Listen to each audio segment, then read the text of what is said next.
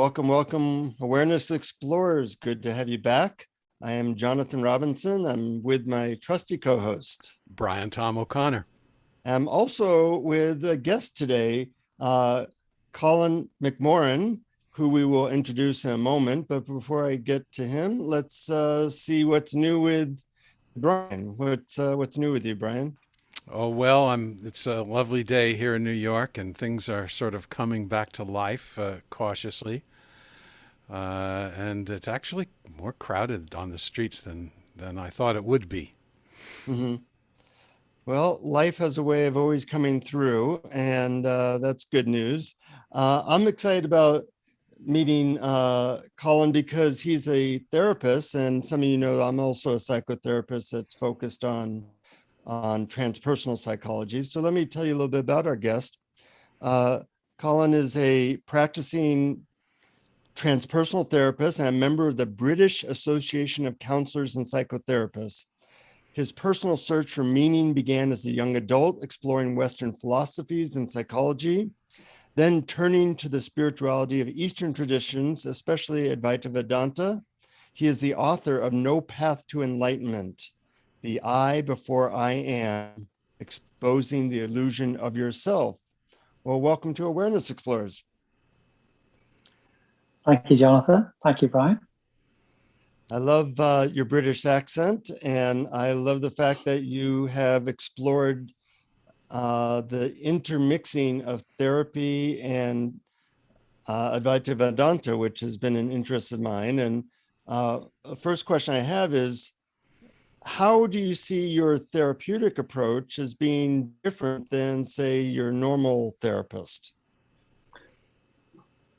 I think that there is some therapy that I do that is, quote, normal in terms of I am trained as a person-centered therapist in the Carl Rogers mode. So that is my training. But my interest on the course was the transpersonal, because when I was on the course, I was in the process of publishing my book, and I had had 10 years of interest in Advaita Vedanta non-duality. So what I bring to the clients is what they need in the present moment, which is help, often exploring issues that they have in their past trauma, issues that they currently have in living in the world with all the pressures of modern day life and relationship issues. So I will start in a grounded, person-centered way. However, I do advertise as a transpersonal therapist. So based on how they present and their level of, I would say, conscious awareness, I will gradually open the door to the transpersonal, which is different for each client. So what I bring to the session is my present moment awareness, the beingness in the present moment, the deeper sense of the I before I am, the non-dual awareness. But I don't need to jump straight in and explain that or say I'm going to guide you in that direction. I let the sessions unfold and follow the client's lead. But when there's an opening, and it's surprising how these openings happen, it could be in the first session. They could have spent time on my website and really want to know more about the transpersonal. And we can dive straight into that level. You know, we can go into the Tao Te Ching on session 2 and talk about each chapter. But for a lot of clients, they come not really knowing what transpersonal therapy is, and maybe not even recognizing me as a transpersonal therapist, just as a counselor. And so I will meet them at their level of present moment awareness, and we'll take it from there. You said a lot of very interesting things there, which I want to unpack. One is that, you know, it's different for everybody.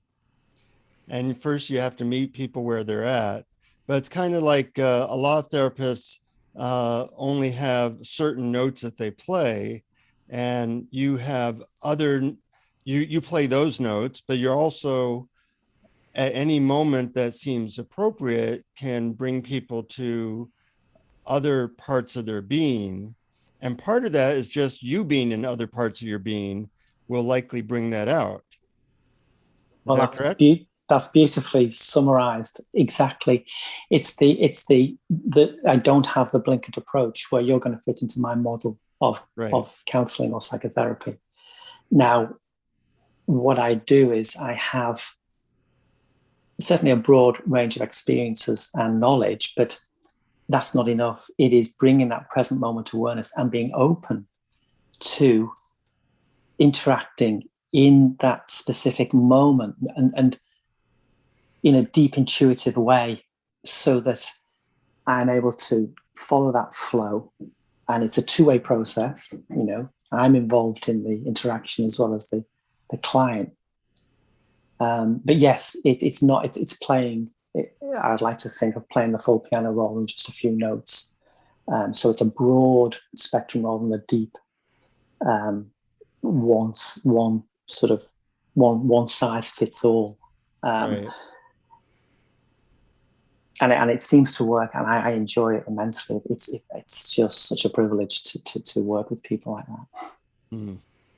And do you find that?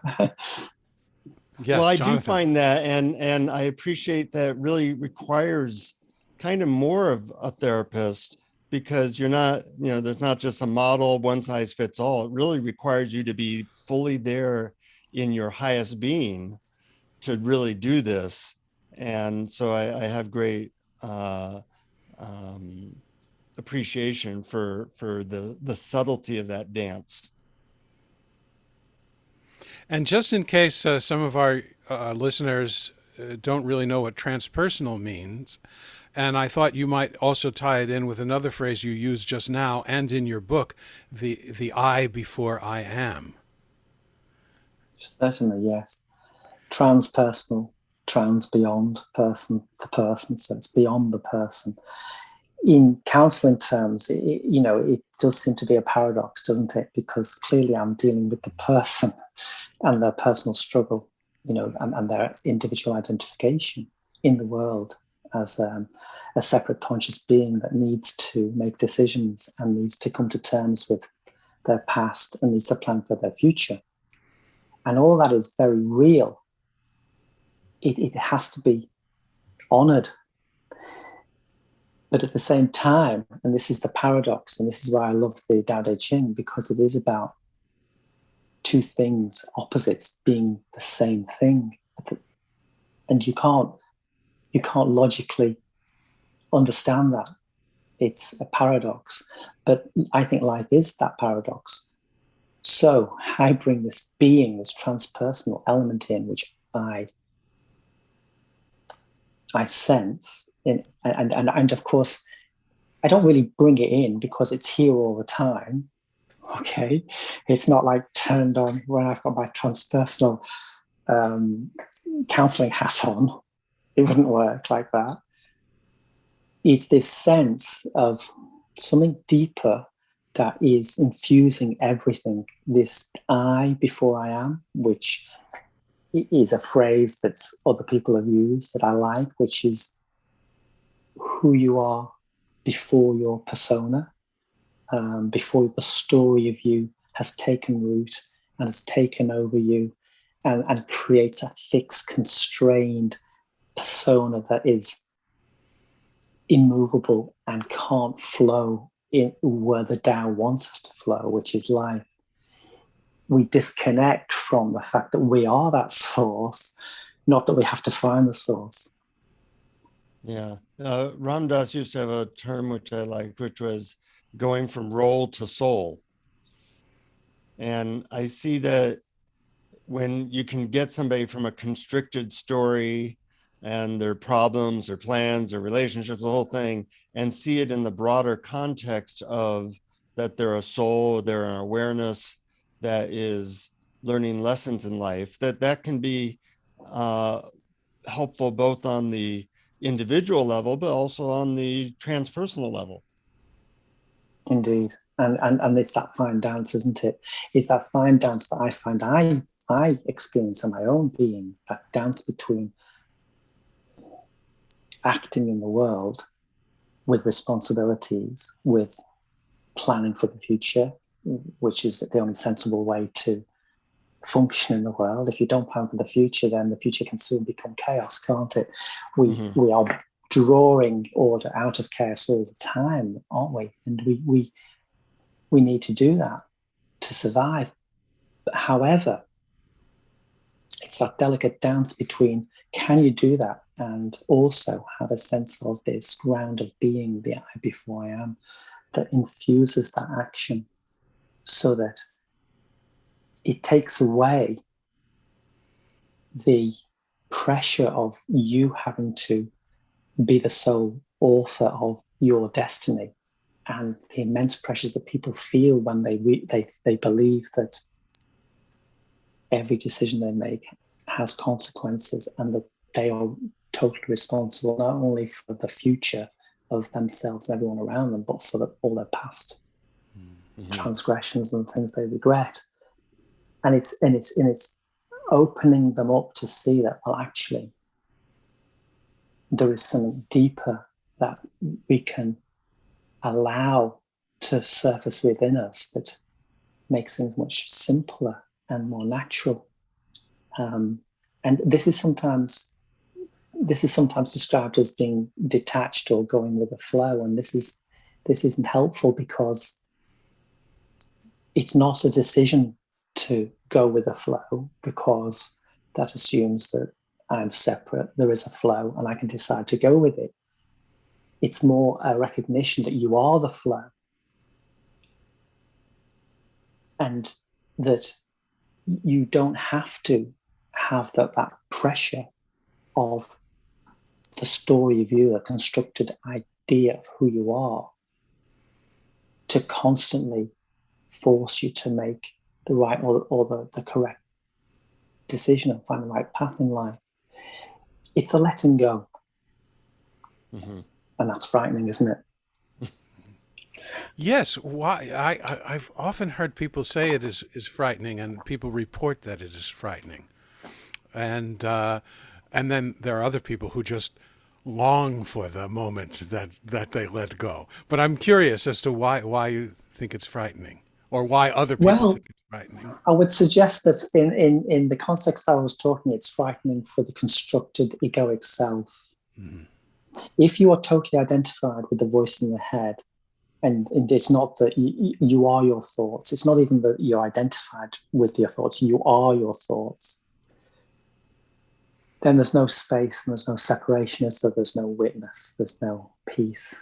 You're at the mercy of the program scripts, the story of you. And I've been there, I've lived that life, and you're nodding. Okay. Yeah, me too. Haven't we all? So from that perspective, it seems though that is who we are. And if someone asks you to drop that or to let it go, then that can instill fear, because it's a death of a kind. It's the death of who you believe you are. How do you help people? My question is, how do you help people to let go of that sense of that they're their thoughts? Do you have specific methods, or is it more of the conversation between the two of you? Well, both. So it's very specific. Obviously, you will know yourself in counseling and psychotherapy, not only every client, but every session is different. And so you have to just go with it. So there's very complex ways that you can introduce the fact that you are not your thoughts, rather than just saying it based on the situation. However, of course, when you're writing a book, then you have an audience that isn't interacting with you, don't you? So then you employ different methods. I know that you're a prolific author yourself. And so in that situation, then you can step back and think, well, what can help? You know, how can I speak to a reader and try to articulate that the thoughts in their head, particularly the negative thoughts, you can separate from them, and you can produce a space, and even just for a few seconds. And if you can do that, you can breathe. You can breathe, and you can actually see what's in front of you for a second or two. Mm-hmm. Right. And also, speaking of methods, there is a primary method that you talk about in your book. And I love that practice of I transcend this. It's such a simple and direct approach. And just wanted to mention one great quote from your book. I transcend this is sort of a Trojan horse that offers itself to the illusory self as a gift and then attacks it from within.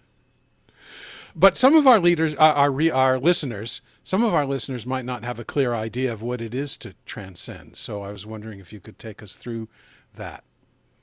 Okay, so this is one of those, if you like, a technique or a method. Now, I must say beforehand, and I do this in the book, that it's not something to add to yourself that you can put on as another suit to overlay the persona that you want that will protect you from suffering. Okay, It is that Trojan horse. In other words, it goes in, it might do its job, and then it disperses. Another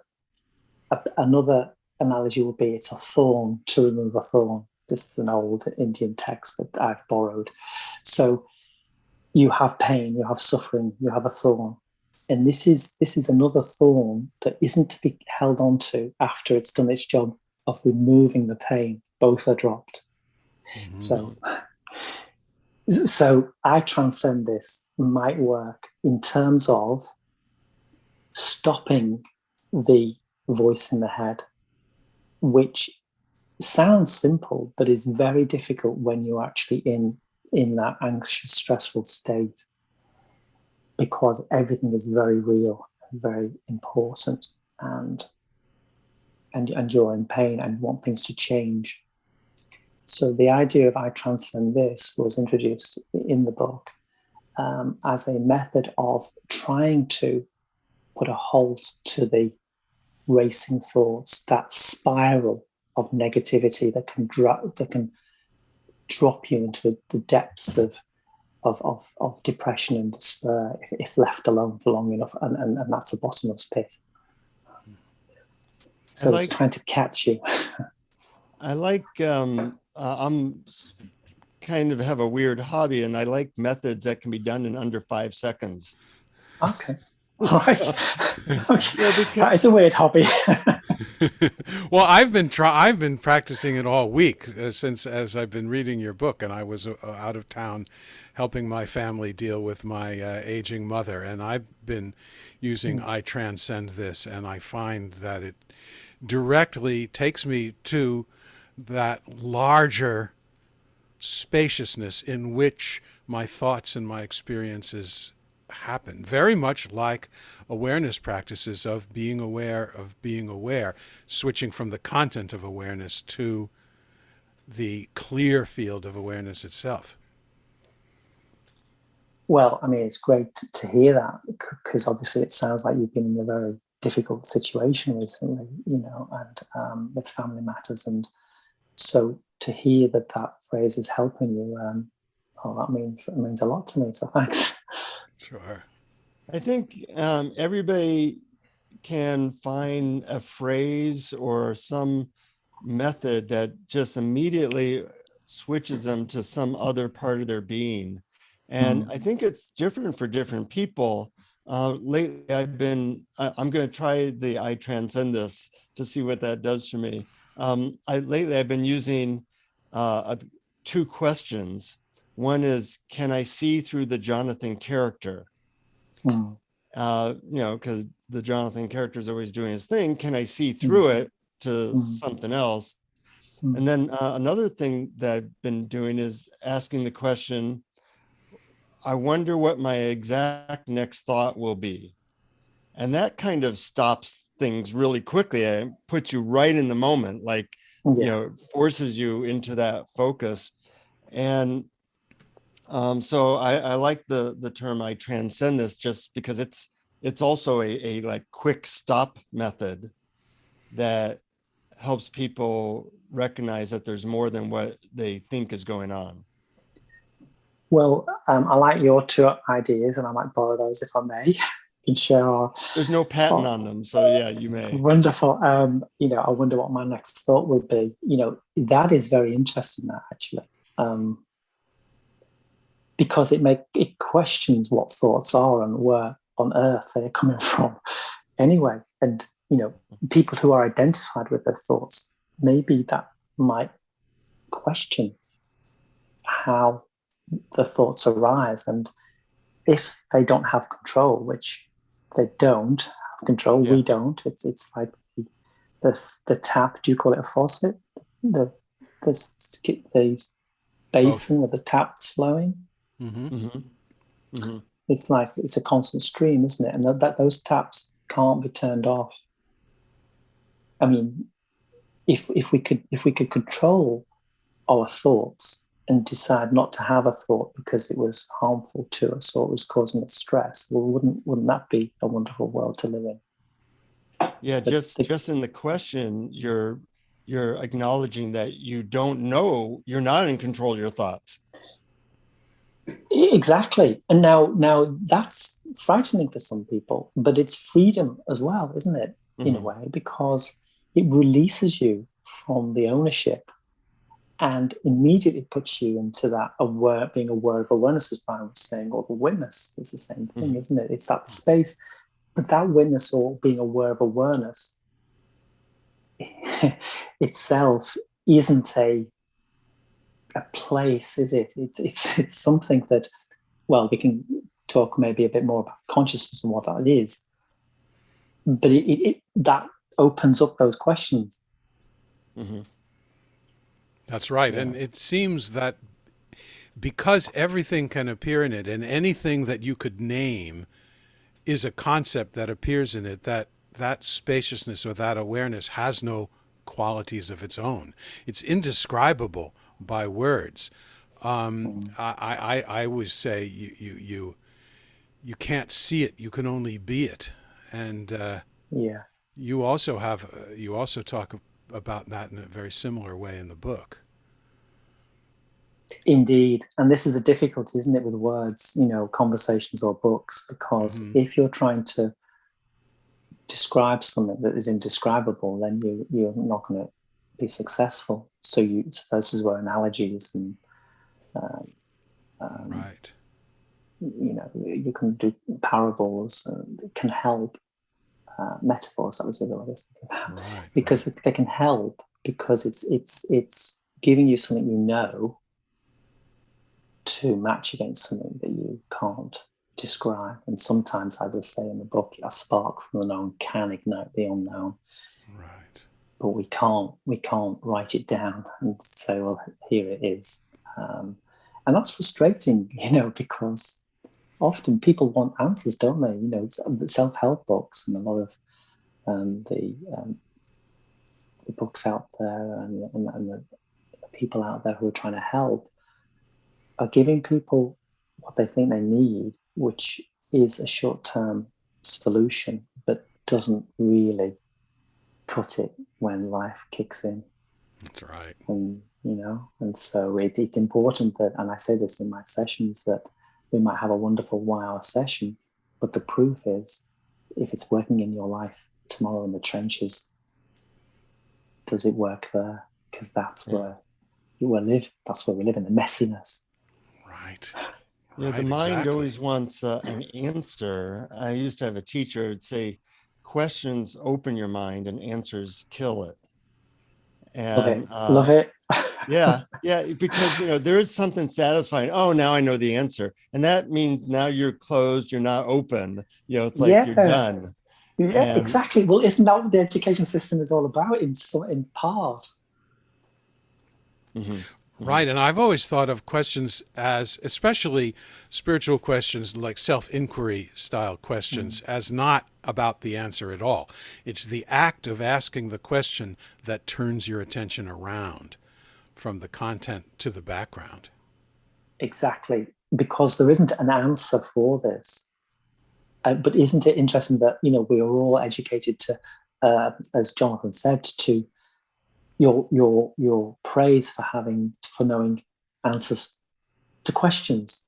In fact, you're graded upon how many answers you can get right to the questions you're asked. You're given the answers, then you need to remember them in the right context, and then you can progress through the education system. And that has benefits, because if you want to be a mechanic and work on an engine, an automobile, then you need to know answers to questions. Otherwise, it's going to be chaos. But it doesn't work in this area, and it doesn't work in life. And what I mean by life, in that messiness where we don't know what's coming next, where we're facing the unknown all the time, and there is suffering, and there is pain, and there is love, and there's compassion, and it's all in the mix. And how does one negotiate that? How does one be in the world? And there isn't an answer for that. So there's lots of questions, and people who try to get through with answers fail, and it can be disastrous for them if they cling on to a fixed idea of how they can get through life. Might have worked when they were 10, what I need to do in this situation is X, but life is always changing. So the answer at age 10 does not necessarily apply to what you need in this moment. And that's where we get hung up. Indeed. And of course, I can't remember anywhere in the education system that when I was educated, or now from what I hear, where we're taught anything in this area of witnessing one's thoughts and finding that quiet place, that clarity of mind that is outside of what we think we know. It reminds me of the Tao Te Ching. I think I opened this with the first quote, and in my book.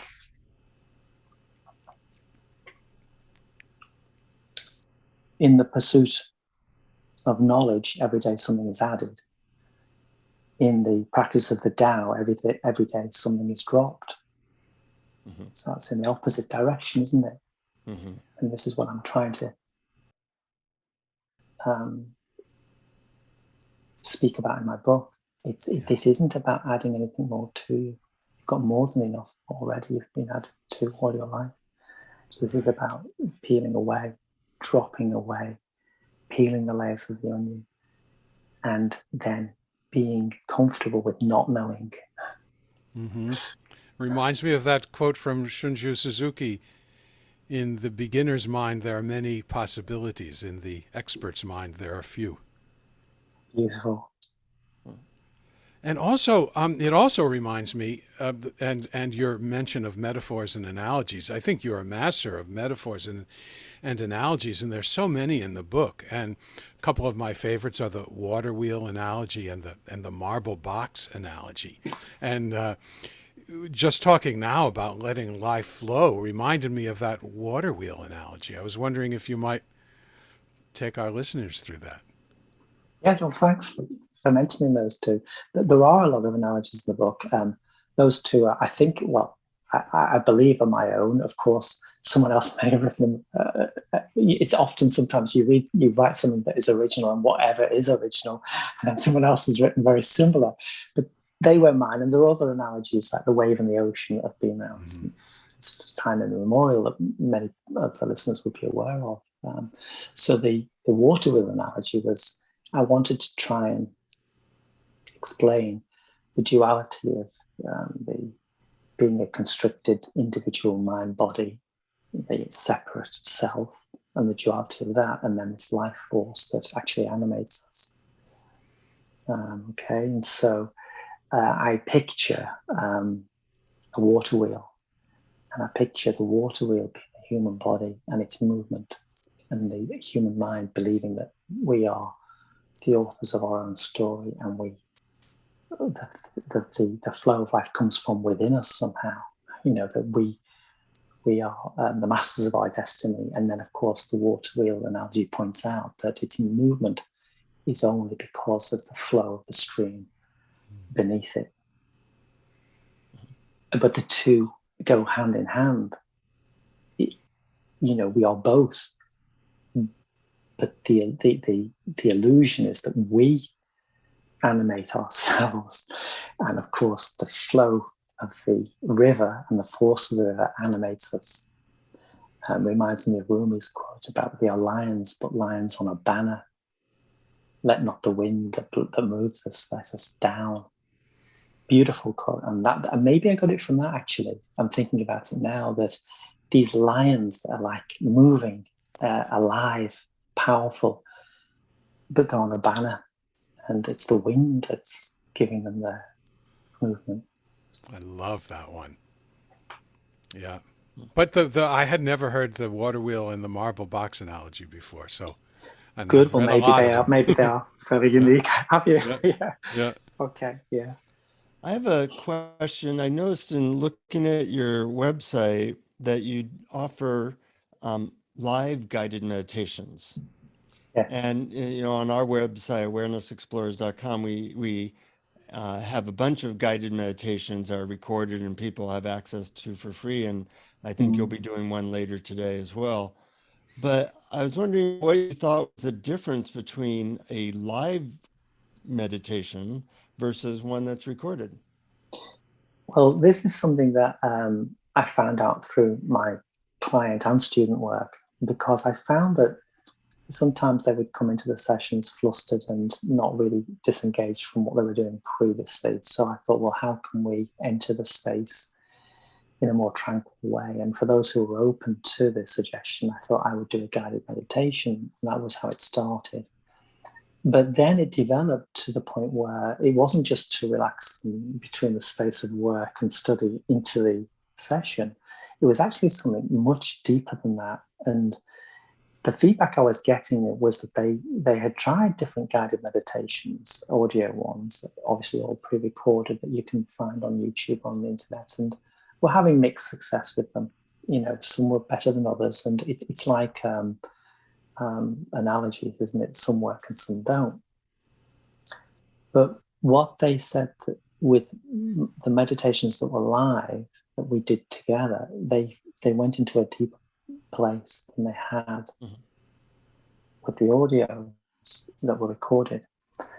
So I thought, well, I could give that as an option on the website to do live guided meditations as a separate offering. But it came about really because there's something in the moment, because they're not scripted. You'll find out later, I'm just following what feels right to say.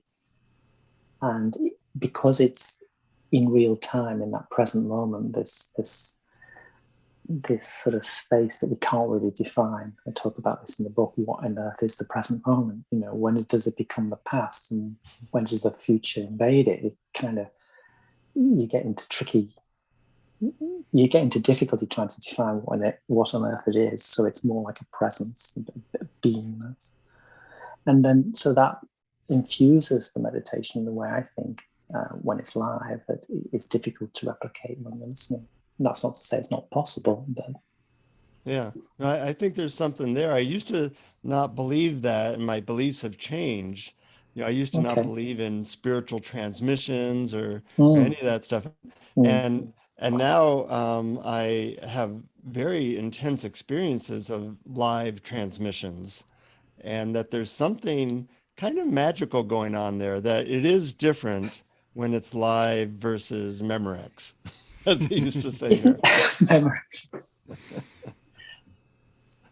I think that's the case, isn't it, with a lot of experience? You can't really replicate this present moment, can you, that we're in right now?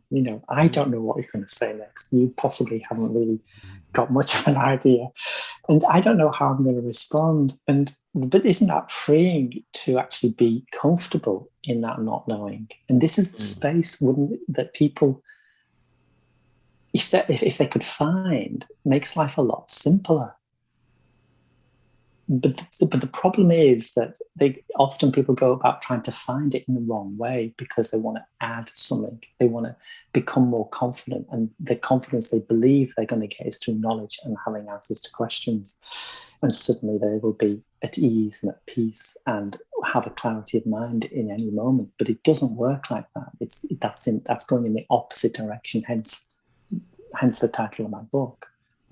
There's no path to enlightenment. You can't plan your way into the present moment. It brings up, a friend of mine does a podcast kind of like this, and he asked me, how long do you prepare for your interviews? And I said, well, usually I'll do anywhere from 1 minute to an hour of looking at somebody's stuff. But I don't do any preparation before. I don't have a list of questions. I don't do anything like that. And he said, well, that's really interesting, because I spend about 5 hours preparing questions. Right. And that's just a different way of being, and it's a little scary to not know what I'm going to ask or what's going to happen.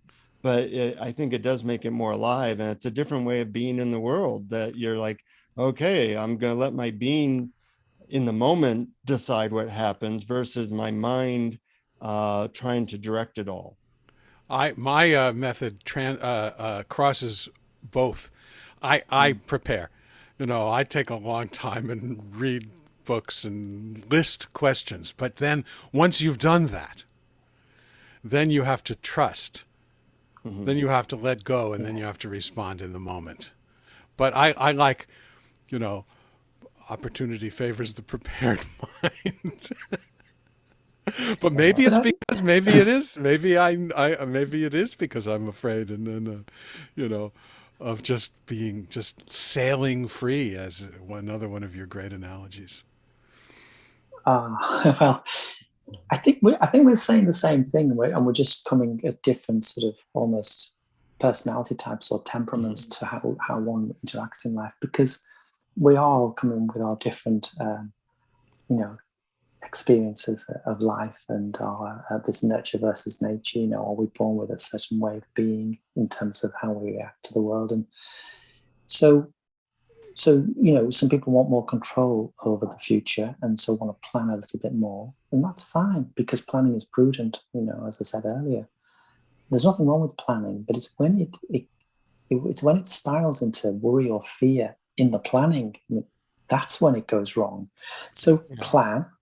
And then you think, right, well, this is, now I'm feeling more comfortable, and there's nothing wrong with feeling comfortable before something. But then you're still in the same place. You're letting go. Then you let go of the control, because you don't have any control anyway. So keeping that control and trying to work, not just in interviews, but in life in general, from a position of controlling, well, you're gonna break. It'll break you. You can't control life, but you can prepare, and to the level that you feel is prudent. The story mind and strategic mind I cover in my book in terms of how we can think. So an example of, I can prepare for a presentation in work and create a PowerPoint, and that's fine. But if I start worrying about how I'm going to deliver it, that's not preparing. That's falling into the egoic mind. That's falling into the negative thoughts, that I have to prove something, that I have got something to lose. It is simpler just to be free in the moment. But I will go back to how I used to see life, and that is frightening for a lot of people. It was frightening for me to let go. Brian, any last questions you have before Colin guides us in meditation? Sure. I think that there's a major part of your book that I think we ought to touch on, which is the body. You talk of the body as possibly being a salvation because it's beyond comparisons and acceptance. You say it's the raw, uncompromising reality of life itself. The body resides in the simplicity of pure beingness. And a lot of spiritual practitioners sort of ignore the body and or see it as the enemy or something that needs to be transcended. But your point of view about it is I think really sharp and apt, in that the body experiences our body experience is happening now in the moment, not in the past or the future. Yeah, this can teach us if we just listen to it, and if we get out of our thinking mind. It has this innate intelligence. Left to its own devices, it can look after itself. We get in the way often. So what I mean by that is stress and anxiety can cause most of the illnesses that people suffer with. There are exceptions, of course, and then you seek medical advice. But the body itself does have that ability to focus us outside of our thinking mind, because it doesn't recognize the egoic construct itself. It's a constant reminder that we're not in control. How much control we have? None of the autonomic nervous system. How much control have we got now about how the hormones are being secreted, the blood through the body, the cells multiplying, how about the heart beating, our own breath. Our own breath we're not controlling, unless we're doing some meditation exercises, and why do we focus on the breath for meditation? I believe it grounds us in something that is beyond our constructed ego. So how would you recommend, or how would you tell people to approach the body, or what's the most useful way to think about it or meditate on it, or Well, just I think be aware of it? Yeah, I think that so approaching it in general terms is balance. Look after it clearly. Feel it well. Recognize that it is a living, breathing organism that needs nourishing and it needs taken care of. So you care for yourself. This is self-care, and it's the same as self-love. Loving yourself, being at ease in your own being, and that is the mind body is one unit, and so it can be approached holistically in that sense. People who worship the body will go to the gym and become ultra fit and run marathons, and that's wonderful, but they're missing the fact that actually they're using the body to feed their egoic sense of who they are. So it's more of a quiet, still dropping away and accepting the body with all its beauty and its flaws, and just being at ease in your own skin. And that is just, again, liberating. So it's less, not more. Yeah, I can sense that right now as you talk about it. Mm-hmm. We often use the two wings analogy. There's the, doing things to take care of your body, eating well, exercising. And then there's the other wing, which is listening to your body and a more passive relationship of being in the moment as to what your body needs or is saying. And those are very different things. And a lot of people will get one and not the other, and it leads to problems. Yeah, I think that having only one wing, you're not going to be able to fly very straight or tall. So yes, I like that. Yeah, right. I might use that analogy as well. I'm picking up. Thanks, Jonathan. Feel free. Any last things you want to mention about your book or your work before we go into a guided meditation? The book is out there. It's available on Amazon. You can get to it through my website, seeingnow.com, which is where you've been. Yeah, you have a lot of good stuff on your website. Thank you. I've got some, I call them meditations. They're extracts from the book, what I'm reading to the viewer. There's a bit of information there. I'm adding all the time. I've decided that the contemplations were scripted, so I'd sort of paraphrase parts of my book and I would read it to the viewer. but I've decided to do what I call unscripted contemplations, which is basically, I started this the other day. I thought, oh, we've got some local woods near us. So I took my iPhone out into the woods, and I thought what I'll do is I'll sit in the woods. Seems to be happening a lot on YouTube. People go out into the woods and talk, don't they? So I thought, well, I'll have some of that. Uh-huh. So I went out into the woods and I found a bench, and I thought, well, I'll just press record and see what happens. And so there's a couple up there at the minute, which are about 8 minutes long, where I'm just literally in that moment talking. And it was a one-off recording, and I've posted it, so they're coming onto the website. And I've got an idea of a new book in mind too, which I'm going to start to work on in the future. So that's in the pipeline. And we get to experience you leading us in a spontaneous guided meditation. I'm looking forward to that. Okay, shall we begin then? Why not? Right, okay. So all I'd ask that you do is make sure that you're sitting comfortably and that your arms are relaxed, legs not crossed, and both feet on the floor. And I'm not going to ask you to do really anything apart from just listen to my voice. And I'm going to count you down, and we're going to go into a deeper place, and we're going to stay there for a while. And I'm going to introduce some silences, and I'll bring you back. Okay? So your eyes are closed, and we're going to start just at the top of your head and moving down your body, and we're going to relax. And you're going to listen to my voice as I count you down. So 10, 9, your face and neck and shoulders, muscles and relaxing.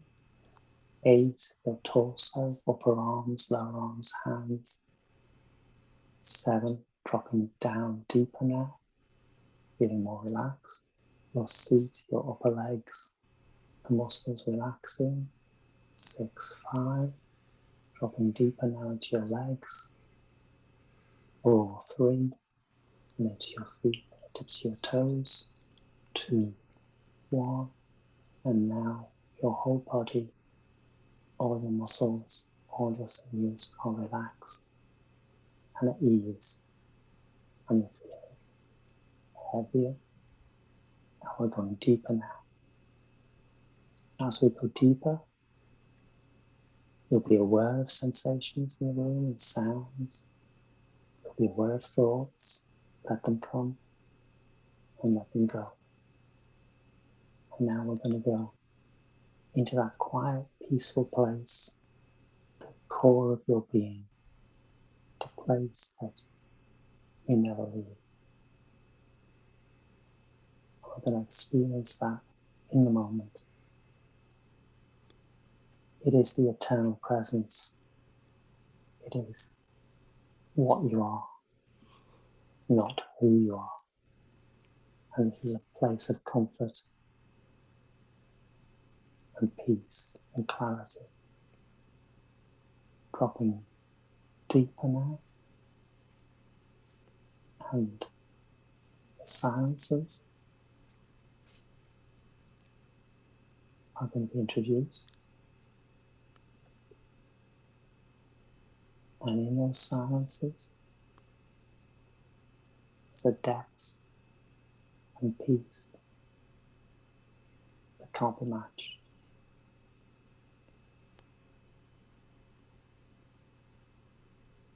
Dropping deeper into the eternal presence. Warmth, a feeling of coming home, the place you never really left.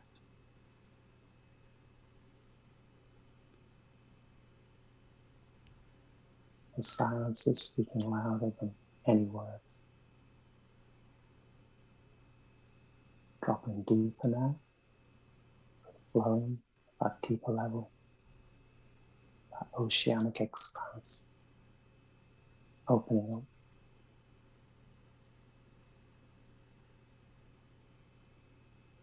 Sensations and thoughts can happen, but they can't touch this place.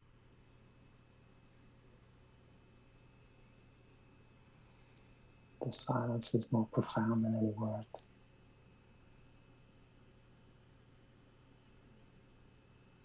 We're going to take this peace and these silences and quietly bring them back into the room, back into the surface level of your life.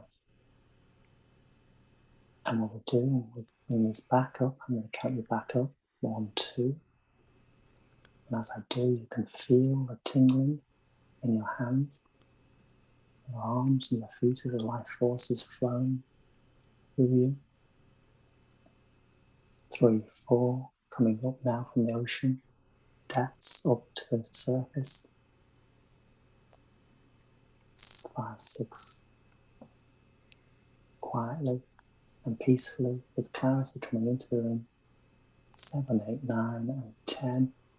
And now we can open our eyes and just sit just for a moment in this silence.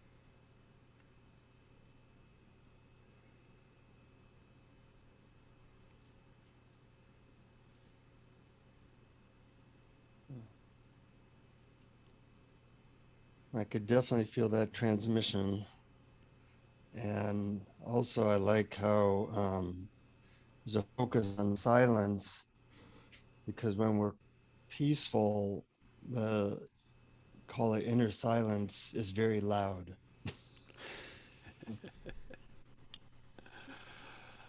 And when we're not peaceful, we lose touch with that. Yeah. I loved the whole idea of going inside and finding that spacious silence and then bringing it back into the room and infusing everything. I just, thought it was beautiful. Thanks, Brian. It's always fun to watch Brian on these YouTube videos, because he looks like he is floating in cosmic bliss, and that helps inspire it in me. Wonderful, wonderful. My glasses are all steamed up.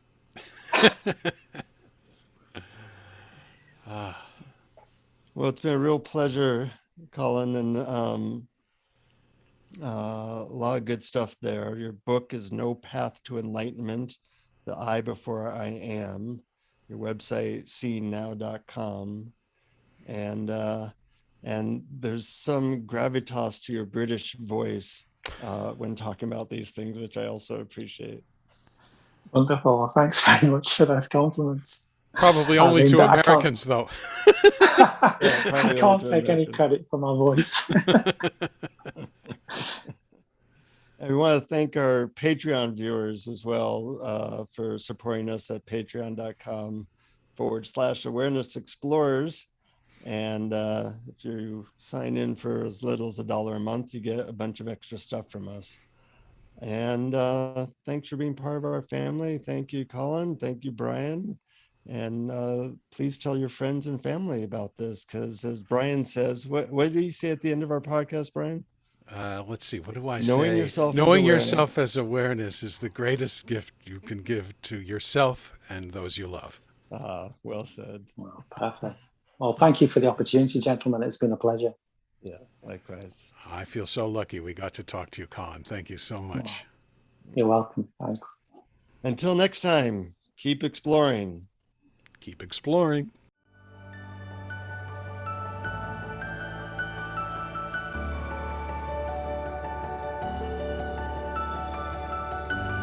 Thank you for listening to Awareness Explorers. To learn more, you can check out our website at awarenessexplorers.com. Please subscribe to our podcast on your favorite podcast app. We'd love it if you would post a review. And please share our link on Facebook and with family and friends, because knowing yourself as awareness is the greatest gift you can give yourself or someone you love.